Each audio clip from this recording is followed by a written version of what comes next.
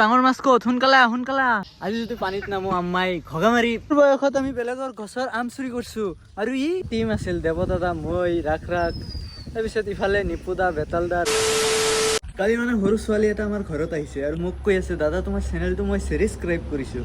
বাপৰে বাপ, ছাবস্ক্ৰাইব! ভালে হৈছে দে, ভালে হৈছে, ভিডিঅ'বোৰ চাবি।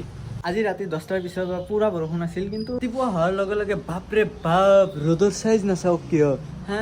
এনেকুৱা মানে বৰষুণৰ পিছত ৰ'দ উঠিলে পুৰা গৰম দিয়ে দে। এফালে ৰ'দৰ তাণ্ডৱ চলি আছে আৰু এফালে পানীৰ দুটা কম্বিনেশ্যন হয়, মোৰ জ্বৰ উঠিল। তো গাইজ এতিয়া সোনকালে কলেজত যাব লাগে। শান্তি নাই জীৱনটো, তাৰ শান্তি নাই দে। কিন্তু গাইজ ভালে উঠছে দে, টেবলেট খাইছো কিন্তু কমা নাই এতিয়ালৈকে। কলেজত যোৱাৰ পিছত চাওঁ কি হয়, থাকিব পাৰো না নাই। থাকিব নোৱাৰো গুচি আহিম ঘৰত, আৰু যদি থাকিব পাৰো থাকিম। উঠি আছে এনে জ্বৰটো। নাই গাইজ নোৱাৰি, কলেজত যাব নোৱাৰিম। অলপ মানে বাঢ়িয়ে আছে লাহে লাহে। আমাক কৈছো যাব নালাগে তে আজি। ৰাতিপুৱাৰ পৰা 2টা টেবলেট খালো, কিন্তু জ্বৰ এতিয়ালৈকে কিন্তু কমা নাই।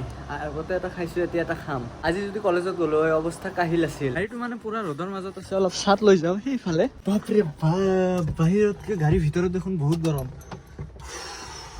ডাইৰেক্ট ৰ'দৰ মাজত গাড়ী থলে সেই গাড়ীত উঠি চাবচোন এবাৰ, কটি গৰম হৈ যায়। ভিতৰত 10 মিনিট মান থাকিলে মই মাৰা যাম হে গাইছ। এই মোবাইলত মানে নাম্বাৰ চেক কৰি আছিলো আৰু চাওঁতে চাওঁ বেতালদাৰ নাম্বাৰ। মানে আমাৰ দেৱদাদাৰ এটা চেনেল আছিল য'ত ময়ো ভিডিঅ' বনাইছো, প্ৰায় 20-21 চনৰ মানৰ কথা। মানে বেতাল নিপুদাহঁতৰ লগত ভালে আছিল। আমাৰ চেনেলটোতো ভালে মান ছাবস্ক্ৰাইবাৰ আছিল, প্ৰায় 25,000। মানে দেৱদাদাই কিবা কাৰণত ভিডিঅ' বনোৱা বন্ধ কৰি দিলে। ভিউছো মানে ঠিকে আহিছে, 10,000 15,000কে ভিউজ আহিছে, কিন্তু কি আৰু কম, বন্ধ কৰি দিলে। টিম আছিল দেৱদাদা, মই, ৰাখ তাৰপিছত ইফালে নিপুদা, বেতালদা, ৰোহন। এতিয়া আৰু সেই চেনেল নাই।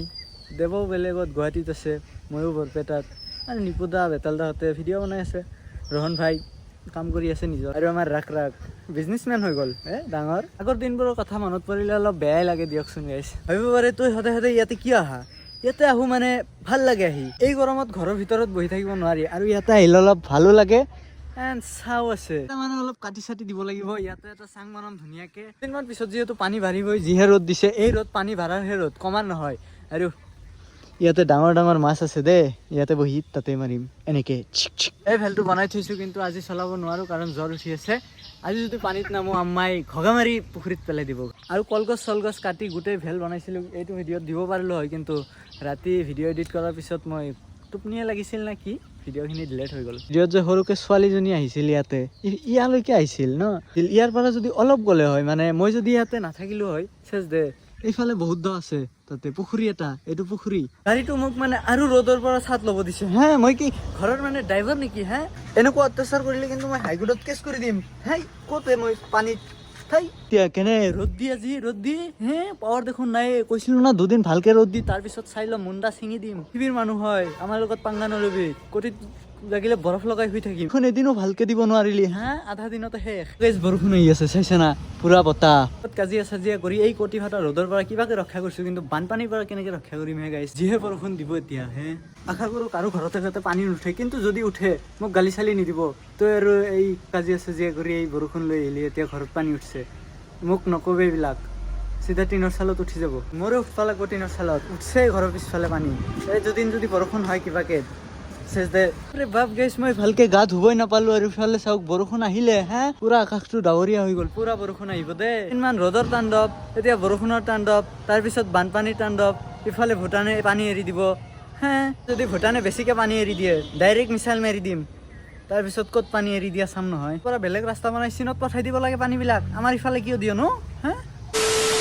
মই আৰু বলটো অলপ ওলাই আহিলো পানী চাব। ইফালেদি চাব পাৰে পানী অলপ শুকাইছে। এইকেইদিন ৰ'দ আছিল না, কিন্তু অলপ আগতে কিনকিনিয়া বৰষুণ এটা দিছিল।